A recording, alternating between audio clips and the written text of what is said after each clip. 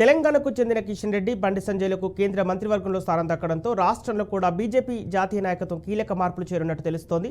కిషన్ రెడ్డి ఇప్పటికే రాష్ట్ర అధ్యక్షుడిగా వ్యవహరిస్తున్నారు. బీజేపీలోకి ఒకరికి 2 పదవులు అనేది చాలా తక్కువ సందర్భాల్లో ఉంటుంది. అయితే కిషన్ రెడ్డి స్థానంలో పార్టీకి కొత్త అధ్యక్షుడు నియమించవచ్చని తెలుస్తోంది.